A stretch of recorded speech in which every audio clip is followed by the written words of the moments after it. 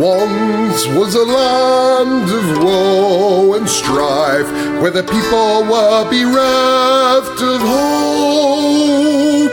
They prayed to their gods of might and light to deliver the heroes of old. Instead they got heroes. Did you hear the quotes in my voice of moral ambiguity? They may help or may not help you at all. Depends on what's in it for them. They kick and they punch and they maul and they smash. They lie and they scheme and they burn and they slash. Succeed or fail, it adds to the tale. Dungeons and Debacle starts now. Hello and welcome to this episode of the Dungeons and Debacles podcast. I am your host and Dungeon Master, Kevin. Going around the table, John. Hello. I am running Alunodas, Elven monk. And Hannah. I'm Hannah, and I'll be playing Talia, the human rogue. And Blake. I'm Blake, and I'll be playing the Dragonborn fighter / wizard, Juliet. And Shane.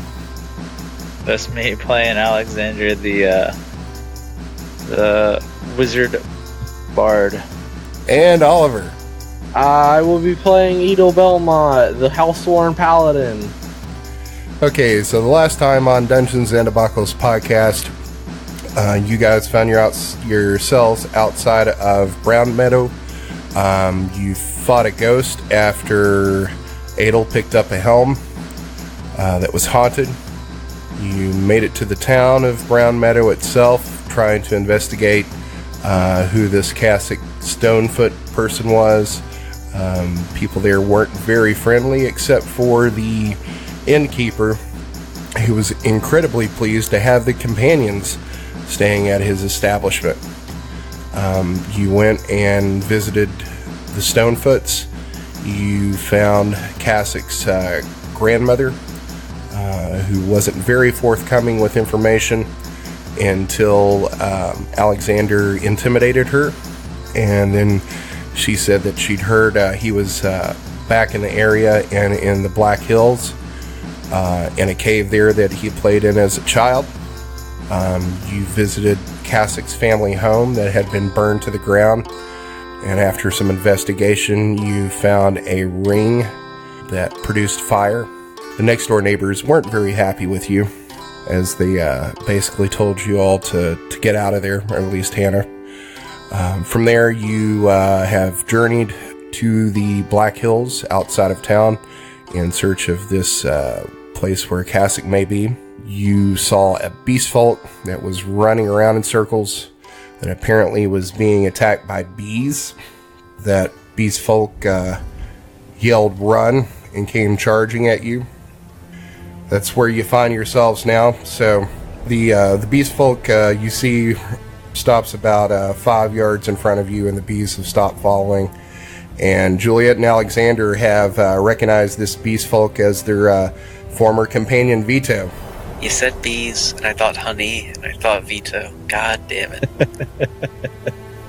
This beastfolk stops and looks at you and is like still swatting at bees that are on its skin and like pulling out stingers, and says, "Fam, damn bees. What is something that makes something so delicious have to be so painful and mean? Bee. See what I did there? It's a joke, fam." And then he starts laughing and says, "So I hope I didn't scare you running at you like that. Just had to get away from them bees. I'm Veto," the beastfolk says with a wincing smile as he crushes the last bee stinging him against his arm. Veto. Is that really the best you could come up with? "That's my name." And he says, "Y'all passing through? We don't get many travelers around these parts, except for the nomads passing through the desert. They're not very friendly, but you don't look like nomads. So, what's your deal?" Yes, we are just passing through. "So, what are you doing? You just traveling? Are you looking for honey?" Yes, we're just passing through. We have our own business to conduct. And I think you know the kind of business we do, which is a shame. I almost like to. "I don't know what you're talking about, stranger."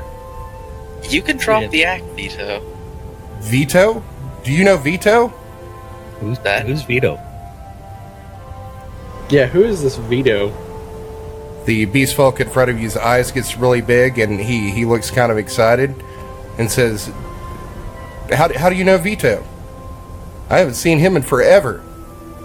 He is okay. We saw him on the road. He was being very helpful in Kala for the town guards. It was uncharacteristic. What was he doing all the way down in Kala? And working for the guards, no less. That doesn't sound like something Veto would do. He's not very, well, I wouldn't say civilized, maybe? Or working for the guards? That sounds strange. You mean he really wasn't from Kala? No, he was from here. Vito's my brother. Do you have any other family down here as well? It sounds like we could have quite the family reunion. Oh yeah, we've got plenty of brothers. But we haven't seen Veto in years. We always wondered what happened to him. He just wandered off one day looking for honey, and that was the last we saw of him. There's some dangerous critters out here, and we thought maybe scorpions or a big cat or something might have got him. I know him and Papa weren't getting along too good there towards the end, but I never thought he'd run off. And Takala of all places. I mean, I've seen some of Papa's maps, and that's like half the world away. I've really never been probably much further than 2 miles away from the cave, because, I don't know, it's dangerous out there, and, well, people out there aren't too kind from what Papa says, and they wouldn't be too nice to me. But you seem pretty nice. Really, the only other people I've met have been the nomads that come out of the desert, and they could be a bit prickly. And how many brothers, sisters do you have again? So, Leto starts counting on his fingers, and he says, there's me, and Rito, and Guido, and Gito, and Keto, and Mito, and Beto, and Cito, and Dito, and then Gito, and Weedo, and Tito, and Yito, and Uto, and Hito. I think that's it. Yeah, that's it. But the family is getting bigger. We used to get a new brother about every month or so, but recently, Papa's been making us more frequently. I guess about one every week now.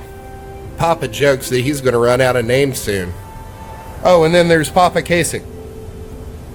Papa Kasick, did you say? Yeah, Papa Kasick. Juliet's gonna look to the rest of the party. Papa Kasick. Oh, he's a great man and powerful wizard. You know, he created us all. Me and my brothers and Veto and everybody else that I know. What do you mean by made? Yes, that sounds He interesting. made us just like everyone else is made, I guess. Magic and gods and stuff. You were born, right?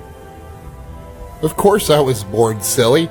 How else do you think I got here? I mean, Papa says that, you know, some people are born by mothers, and we just happen to be born by him and the tank. He does sound very interesting. I would very much like to meet this Papa Kasick and your brothers. Oh, you do? Yes. I always like meeting new people. We don't get many guests out here in the hills, and I'm sure he'd be happy to meet you. You can meet my brothers, too. Do you know any stories? It gets pretty boring around here. No, but we do have a bard. A bard? And then his eyes get, like, really wide, and he starts, like, clapping his hands. Yep, I'm a bard, all right. Do you sing and dance? I can sing. Oh, what do you do as a bard, then? Do you play music, or what? Yeah, I have these big bagpipes that I play. And he sees the bagpipes, and he just gets this look of awe in his face, and he was like, "Would you play me a little?" Sure. Give me a performance check. Fail or succeed, I want you to do the thing from Friends where Ross tries playing Good Times by Kool and the Gang on the bagpipes. And then a +1 modifier from the... Oh, it's the bagpipes. Bagpipes aren't magical. So 15, it's pretty good, and you see Leto like start doing like this really stupid dance around and around and around, and then Alunodas starts clapping. after you stop, he's like, "Oh, that was awesome." He's like, "I can't wait to introduce you to my brothers." It's pretty boring around here. All we do is hunt and forage and tend the garden and wrestle sometimes, and then collect honey. I usually collect the honey because, well, I don't want to brag, but I'm the bravest since Veto is gone. Honey is a risky proposition. Yeah, bees are pretty dangerous. And he says, "You're telling me, fam." Well, it's getting on towards supper time. Is anybody hungry? Yes, Yeah? actually, we'd love to have a conversation. We were looking for someone with a name of Kasick. Maybe we know each other. Oh, wow. That would be strange. I mean, he doesn't get out much. He's a really busy man, and he's usually stuck in his lab doing stuff, and he doesn't even really visit with us that much, so we just hang out with each other. Well, I guess he was gone there for, about 2 weeks. Did you meet him then? That sounds like a similar timeline. Yeah, I would say about 2 weeks ago. Well, I'm sure he'd be glad to talk to you. I mean, he doesn't talk to us much because he says we're ignorant. I guess that's fair, but a little mean. I have been trying to learn more. I mean, the eldest of us, Veto, he's been teaching us to read and to look at maps and how to talk. So I guess that's helping some. But you've been out in the world, so I guess there's plenty of stuff for you to talk to him about. We were mostly acquaintances, but nonetheless. He says, "Well, that's great. My brothers, they got a board today, and they're roasting it, so we've got plenty for everybody. It's a big one, too."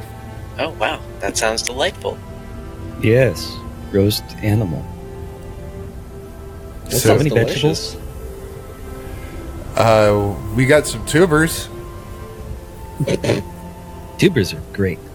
I like potatoes and yam and rutabagas and radishes. And he says, "Well, we've got enough for you to eat your fill.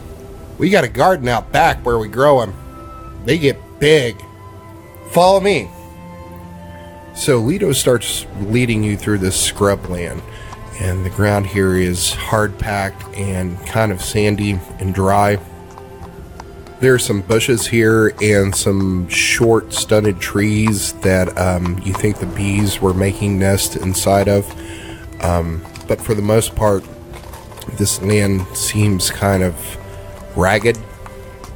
Leto is leading the way to these hills in the distance, and he doesn't seem to have a care that he has his back turned toward you. He has kind of a skip in his step, and he seems kind of happy and proud of himself that he's bringing you back to meet his brothers and Papa Kasick. So as you're walking, Alexander and Juliet, give me a perception check. Crit. 9. So, Alexander, you are going to notice that Leto has a scar at the base of his skull that you've seen before. It's the same scar Veto had on the back of his neck. Okay. Maybe that's how their brains were removed. Are we gonna fight a mind flayer? Is that what you think? Something No, like he was that. calling Veto dumb. Oh. But So, my guess is that Kasich didn't understand umbilical cords. there are no umbilical cords in the tank. You walk for a half a mile and you come to the hills, and Veto leads you to the entrance to a cave in the side of the hill. The hill itself is only about 20 feet tall and covered in short grass, but the soil here is dark and it pokes through, so you can't really see the grass from the distance that that's what makes the hills look dark and black. The entrance to the cave is only about 6 feet tall and appears to be limestone, and the floor slopes slightly down. And then Leto says, "Here we are. Home sweet home. Be careful inside. We aren't the only ones living in here. Some pretty nasty spiders and scorpions, and some of them are really big. But if we stick to the main path, we shouldn't see any. We don't like them, and they don't like us." So Leto takes a torch lying beside the entrance and lights it up, and motions for you to follow him. The cave feels cool inside and slightly musty. It appears to be naturally formed through some process. And you walk through the cave for about 10 minutes and you enter a large opening about 50 foot by 50 foot. The ceiling is high enough and the room is dark enough that you can't see the ceiling. And Leto stops abruptly and says, "Did you hear that?" He pauses for a moment and he sniffs the air. Can everybody see the new map? Yep, it's at the bottom if anybody is missing it. Okay, I was about to say, all I see is black. So Leto has led you up through the bottom of this cave entrance, and you are in this main chamber right here, about middle of the map. I'm guessing we left the horses and such outside rather than bringing them into the cave. Correct. Yep. So everybody give me a perception check. All right, so Edel and Juliet and Alunodas, for a second you think you hear some scritching, but you don't hear it anymore. You smell the smell of roasted pork coming from one of these chambers. I begin to channel my divinity. That way I can use it as a light. Okay. Leto says, "It was probably nothing, but you can't be too careful. I've lost a couple of brothers down these halls because they wandered off exploring, or just to get away from us for a few minutes. And then the spiders got them. Anyways, let's go on. It's almost supper time and I'm getting hungry. Are you all hungry?" Agreed. Yes. So, You said main path, or he said main path. Is it like a confusing Morin maze down here, or is it just like one main path? And okay, so inside this room, there's enough light to see that there is 3 branches here. There is a branch here to the north. There's a branch over here to the east. And then if you look over here to the west, there's a hole about 4 feet in diameter, about 6 feet off the ground, that is in this wall over here. okay, so it's kind of a maze, but we'll be able to hopefully find our way out. Yeah, so there's only, 4 ways you can go here. It's north, south, east, and west. All right, lead the way, Leto. Can I discreetly, make a mark on the wall to note which tunnel we're supposed to leave from? Absolutely. I will do that. Also, I want to note that I tied my dog off to the horse so that we don't have to worry about it here. Pupper's not ready to fight its rider. Nope. So Leto is going to lead you guys up here to the north. Do we want to do a marching order or anything? Take that as a no. Guess not. I'm going to be right behind Meat shield Leto. in front. Exactly. I'm going to be right behind Leto. Okay, is everybody walking into... So Leto walks down the hallway and you see him walk into this, what appears to be a big open room. If you're in the hallway, that's about as far as you can see. But you see Leto walk in. Inside the room, there appears to be 3 beastfolk working at different tasks, either working the spit, or chopping up some tubers and vegetables, or cleaning some dishes. And as Edel walks into the room, he's going to be able to see a lot more of it. Wow. Spacious. Are those their beds? Looks like it. Okay, so as you walk into this room, it's a large opening. It's lit by torches, and there's a large cook fire in the center. You see 3 other beastfolk cooking and doing chores, and there's a large boar on a spit cooking over the fire. The room's kind of set up like a camp, but inside of a cave. There's blankets spread out around the cook fire where you think these beastfolk are sleeping. There's cooking stations and barrels where you think they're storing water, and also boxes where they're storing produce like the tubers that Leto mentioned. And then Leto announces to the room, "Brothers, I didn't get honey, but look what I found. New friends, and they have stories. They say they know Papa Kasick." The beastfolk turn around and look at you and smile and wave. One of the beastfolk looks at you and says, "Welcome. We'll have food soon, and plenty of it. We got a boar today. Look how big it is." And Leto says, "We shall eat soon. I hope you're hungry." And he points around the room at the other beastfolk, and he says, "That's Rito and Guido, and that one over there is Pito. I don't see the others, but they should be along soon." Pito says, "The others should be along soon. They were out gathering herbs and some more stuff for dinner." That sounds well. I think it sounds swell, not just well. Fair enough. So Leto goes over to the boar and gives it a spin and takes like his finger and runs it over the boar and like picks off a piece of skin and starts chewing on it. And one of the other beastfolk says, "Leto, stop that. You're going to ruin your dinner. And you know we all like this skin. Don't hog it all." Get it? Hog it all? And Leto's like, "Sorry, fam." God damn, this fam thing is gonna kill me. Why is that, fam? Just wait until Kasick shows up, the mighty wizard who says nothing but fam. Sup, bro? It's just like a frat boy. He talks in nothing but Dave Chappelle memes. Exactly. Oh, God. That sounds amazing. So Leto swallows the meat. And he says, "Oh, I almost forgot. You wanted to meet Papa Kasick. Come with me." And then he's going to lead you away from the main chamber off to a pathway up here to the north. So before you walk into the chamber, Leto stops at the entrance and he motions you to hang back for a second. Yeah, you might want to set your order there. Shane, you coming? So Leto motions you to stop, and he's like, "Wait here a second. He doesn't like when we just walk in on him. He can be a real butthole about it." And Leto turns around and begins to walk to the chamber. Before he can step inside, you hear a dwarven voice from inside. "Not now, children. I'm at a very busy and critical point in my research." And Leto turns around to you and says, "He's always busy."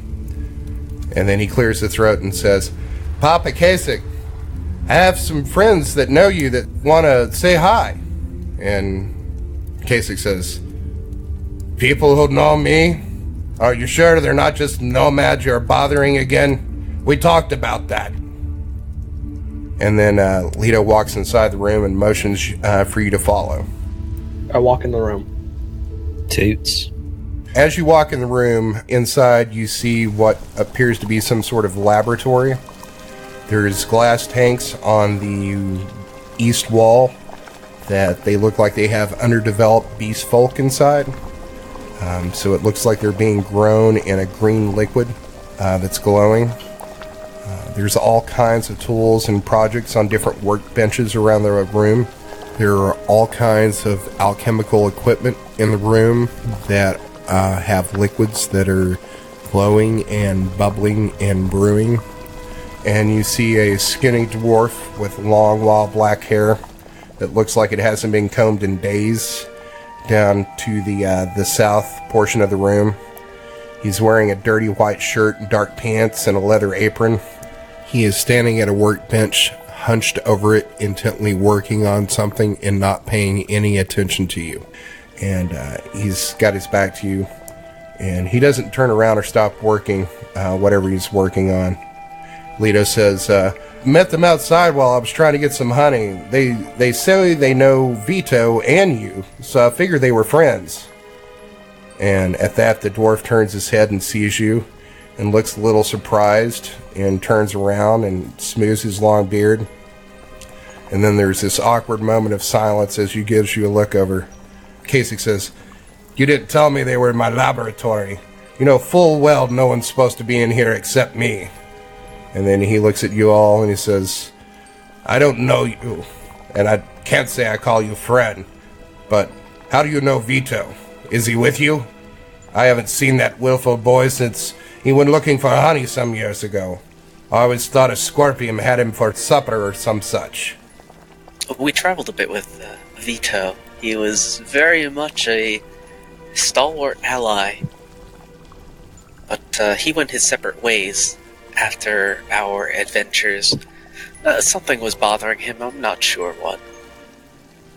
And before you can finish your sentence, Kasick speaks over you and he turns back to his work. "Veto was one of my first experiments. I'm an artificer of some mean power, and I've been growing these beastfolk to fight the coming war. I was trying to perfect the process of controlling them by implanting these tiny water elementals into their heads, but I won't need them much longer." And then Kasick points to his thumb at a quart-sized jar on a bench, and inside you can see a tiny water elemental about the size of a coin sloshing around inside of it. And Leto says, "Are you talking about our brain buddies? I think mine's asleep right now." And Kasick looks to Leto with a sad smile and says, "Yes, Leto, your brain buddy." And then he turns back to you and looks you all over, and his gaze pauses momentarily over Talia and then looks at the Dragonborn and says, "So what brings you to me, strangers? It looks like you're dressed for a scrap, except you have a little girl with you dressed as a boy. What is it that you want?" She's not dressed like a boy. She's dressed like Talia. Yeah. And Kasick just looks at you for a second and then looks back at the Dragonborn and he says, "Most girls this age are playing with dollies. They're not dressed in leather armor and carrying daggers." I'm just going to be warming my hands on the fire and looking around. So you start moving away from the group, and Kasick starts watching. He turns away from Juliet and starts watching what you're doing. So Veto mentioned you. He said that you were a wonderful man. Really, he said that, did he? Give me a Yes. deception check. Ouch. So that's a 3. So you say that, and Kasick gives you, squints his eyes and gives you this look. And he says, "Veto and I, we didn't get along that well. Can't believe he would say that about me. Veto never really accepted his lot in life, what he really was, and that's a tool, something to be used as a weapon in war. I guess I gave him too much free will, something that I've corrected in the newer mortals. He was willful, and that's something I just could not have." Okay, yeah, he actually complained about you quite a bit, but he said that you were a powerful mage. I guess that's true to some extent. What does this have to do with you being here on my doorstep? Well, aside from visiting, since we know Veto looked very much like our friend here, Leto, we figured that you might need some company, or maybe you could answer a couple of our questions. Maybe you know us by name. We are the Companions. The Companions, huh? Give me a deception check. Natural 20. Damn. So, Kasick says, "You got sweet words, and if I didn't know better, I would believe you. But I know who the Companions are, and you ain't them. Well, man. So, who are you?" I'm debating on just telling him the truth. Well, what do you know about what happened? Oh, you mean the truth about just Kasick? Okay, got Just not being the companions. it. Well, some of us are still kind of the companions. You never really were. You're the dark companion, so it's kind of true. From a certain All around me. All in the seat. Well, we're not really the companions, but we have been on a quest for some time. Since Karn Lee. Trying to fight these cultists. So at Evil Quest cultists. and Karn Lee, his eyes pick up, and then you say cultist, and his eyes narrow a little bit. And he says, go on. There are these evil dragon worshipper types who are trying to unleash some sort of ruin on the world. I don't fully understand it. Yes, the Red But Talons. apparently, yes, and apparently they have found some means of doing so, and we're trying to stop them. Since you are a powerful mage, we thought you could help us with information about this. Well, I don't know much more about the cult than you, but I can tell you I'm on your side, friend. That's exactly what I'm trying to do. I'm trying to prepare for the coming war against Ruin. It's coming. All the signs are there. So ruin is not just what they're trying to do, it's a thing? Are you really that dense? Have you not heard the stories? I Didn't grew you up do in the the woods. required reading? Hey, not all of us grew up in a city. I grew up in the woods. Yeah. Narrate is what he's trying to tell you. The folk tales and fairy tales are coming true. Bruin's coming back from what I hear. And that's what all this Red Talon mess is about. Stirring up trouble. Well, I can tell you this much. I'll be like my ancestor Ironstaff, and I'll be ready to fight them. Who's this ancestor Ironstaff? And how will you be fighting them? You've not heard of Savior Ironstaff, the one that brought the Saviors together? And created the Amulet of Dominion? Grew up in the woods. Well, I don't have all night to tell you all the stories about them. But the gist is, Ironstaff gathered the Saviors together, helped them create powerful magical items such as the Amulet of Dominion, and banished Ruin to the Abyssal Plane. That's the Cliff Notes version. What is this amulet? The Amulet of Dominion is a very powerful magical item that was used to control the minds of thousands of Ruin's minions and turn the tide against her. Well, that sounds like just the thing to stop these cultists. You know anything about where this amulet is? May. Okay. Great, so we're on the same page. Would you kindly direct us to where you know this artifact is?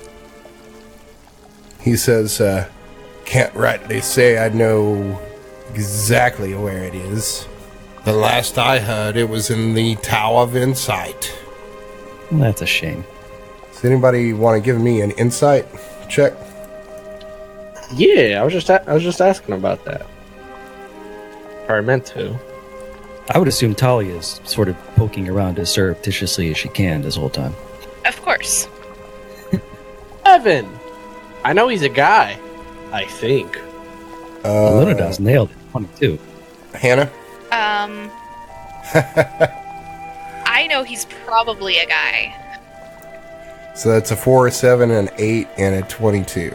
Edel, Edel checked. Yeah, I got a 7. Pretty good. Juliet?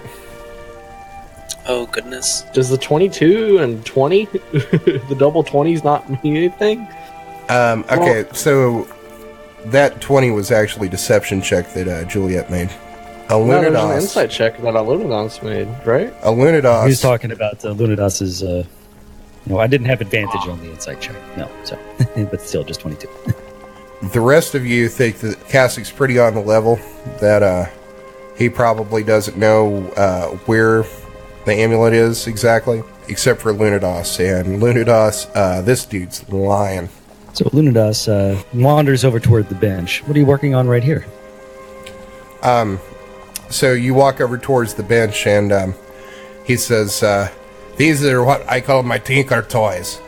I'm working on grafting the elementals to this copper wire construct, similar to a warforge.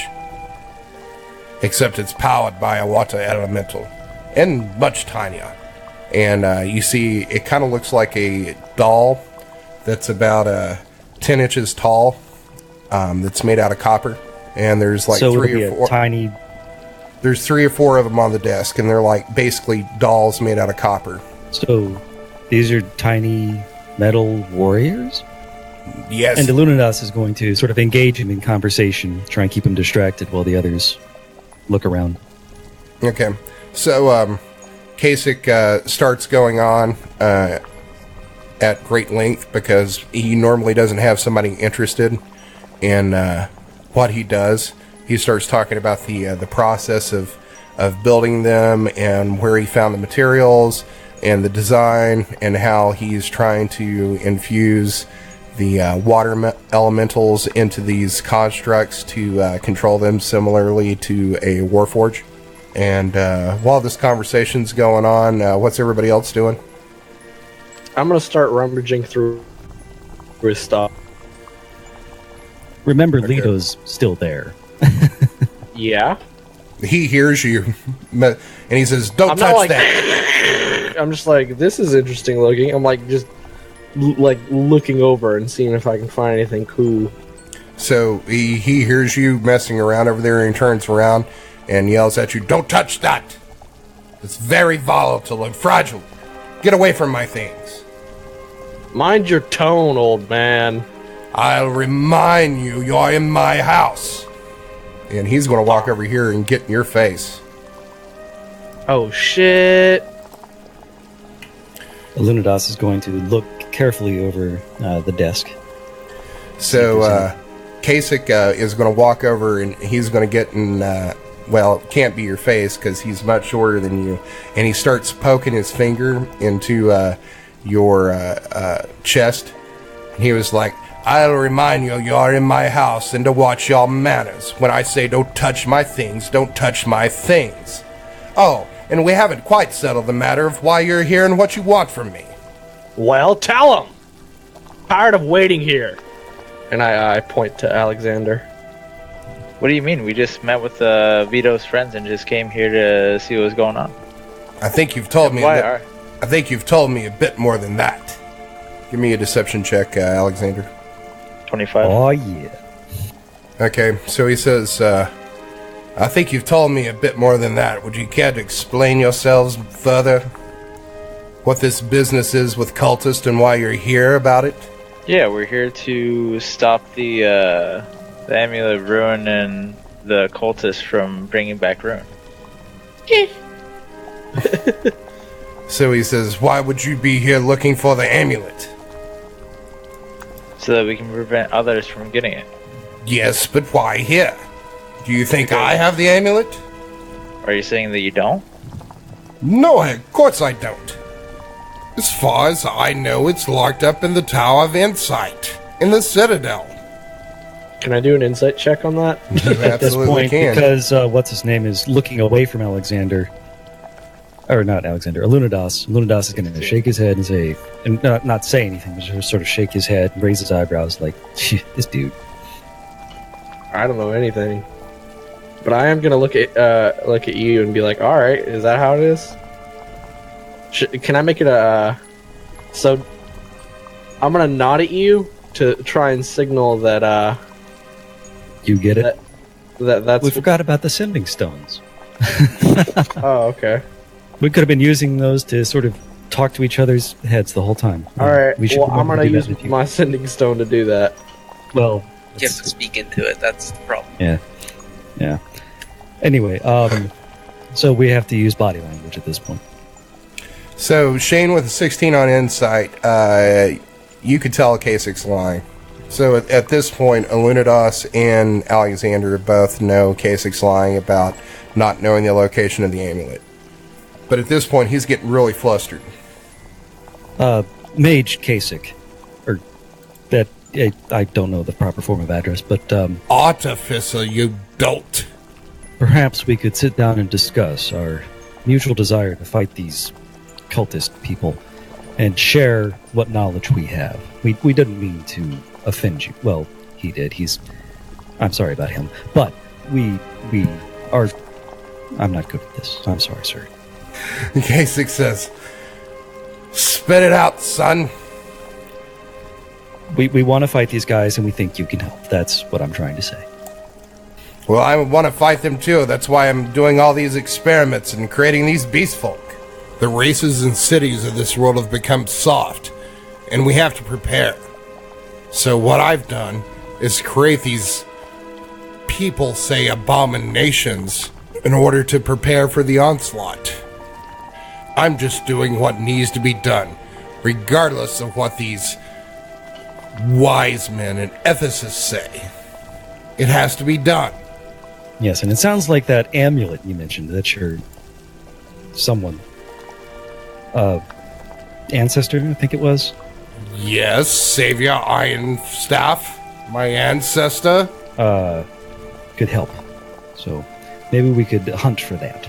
Yeah, right now Continue your I've got his books and his notes, and I've been studying on how it was created in the first place and how he was using it to control these beasts' minds. But if there was an amulet, it'd be my birthright as a descendant of the Savior. I needed to complete my experiments. It was going to waste in that tower while the mages poked at it from time to time before forgetting about it for another 100 years. It is absolutely essential to my research. So why exactly are you here? Did the tower send you? Did they finally see the wisdom in my research and studies? Tower? No. Absolutely not. Okay. And his eyes narrow a little bit more. So how can you help me? Do you know of alchemy, or magic, or artificing, summoning, or artifacts? What exactly can you do for me? Not even a little. But if you can tell us what sort of things you need, we could definitely go get those. It's what my children are for. Yes, but I don't mean to be insulting, but we have more experience of the world than they do, and more tact. Well, if you haven't noticed, son, there's not much world around here. I have everything I need around me, and my children together what I need. I don't need pretty words for cities or for trading. Anybody else doing anything while I'm trying to direct his attention over here? I'm just paying attention. He already yelled at someone for touching his stuff. Plus, Leto's still in the room. Yeah. What happened to Juliet? I'm still here. Oh, I just don't see your picture anyway. Sorry. Oh, I marked it with a red dot next to Leto so I could find it. I'm busy coloring it, but Gotcha. So speaking of Leto, you notice Leto's becoming very uncomfortable with the situation going on in the room. And he says, Papa Kasick, did I do bad? They seemed like they had good faces. And they said they knowed you and Veto. I didn't know what to do. And Kasick just looks at Leto for a second. And then he's going to look around at Alunodas, who's been talking to him, and says, I don't know that I need your help. Nothing you've told me so far is very helpful. You've lied to my poor, stupid child here, Leto, about knowing me. And then Leto says under his breath, I'm not stupid, fam. And then you lied about being the companions, which quite frankly is suicide. Knowing that at this point, is there anything that you say I can trust? If you don't give me a really good reason here within the next minute of why I shouldn't kick you out of my home, I'm either going to have to ask you to leave or have my children show you the way out. Juliet's going to unpack a note from her pack. And if nobody's going to stop her, she's going to walk right up to Kasick and hand it right to him. Alunodas is going to let you take the lead. We're not from the tower, but we did find this.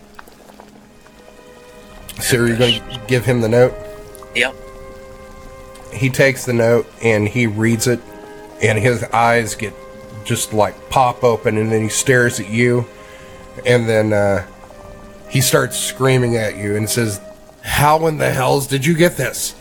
How could you have possibly gotten it if you said you hadn't been in the Citadel or you aren't from the tower? I left this message for the mages to let them know I would bring it back. I'm not a thief. I just needed it to complete my experiments. The tower would have had to send you. There's no way you could have gotten into the Citadel by yourselves. The only way I got in was through Ironstaff's notes. They gave me the passwords to get in. The amulet's my birthright as a descendant of the Saviors. I needed to complete my experiments. It was going to go to waste there. I could put it to use. Ruin's coming back. I know it.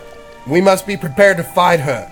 That's what I've been preparing for all these years. You have to see reason in that. Are you here to take it? Yes. Why? What can you do with it? Go away and let me continue my work. One day you'll all sing my praises as the artificer who had the foresight to prepare for the oncoming war. I'll look over to Juliet. Juliet's gonna shrug. Alright, we're doing this the hard way, old man. Frankly, I think it's the easy way. So, as you say that, Kasick pulls out what appears to be a coin out of his pocket and says, "My children, come protect me." And as he says that, Leto says, "Uh-oh, I think my brain buddy is away," and suddenly stops talking and then looks at you and snarls. Damn, what are elementals can snarl? There can only be one explanation. You're working for that dirty fucking dragon cult. Well, fuck you. Have at thee, fiends. And I think that's where we're going to end it. Thanks for listening to another episode of the Dungeons and Debacles podcast. If I could ask a halfling-sized favor, give us a 5-star rating and review on iTunes. It's the best way to support us. New episodes come out every Monday, so make sure to check your podcast app. Do you have an idea to make the podcast better? Tell us about it on Twitter or Facebook. You can also check out our website to see all the maps, lore, and characters at dungeonsanddebaclespodcast.com. And now a word from our fantasy sponsor. Greetings, and welcome to the Wizard's Wardrobe. I'm the proprietor, Balak Hyrule, at your service. We have Swell's most unique collection of magical items and potions. Have you ever wanted to fly? We have a potion for that. Have you ever wanted to be strong as a bull? We have an elixir that can make that happen. Did you use a magical item without knowing what it did? We have scrolls that can remove almost any curse. Once there was a young man that found a girdle, and when he put it on, it turned him into a lady. That was quite a shock, I'm sure. We helped him with that too. Oh, where was I? Oh yes, the Wizard's Wardrobe. We have rods and wands and cloaks and robes to fit almost any discerning adventurer's need. And all items have been identified by a certified wizard, so you know you're getting exactly what you paid for. Guaranteed. When you think of magic, think of the Wizard's Wardrobe. We're located on Elm Street in Luscane. And remember, if it didn't come from the Wizard's Wardrobe, who knows what you're getting?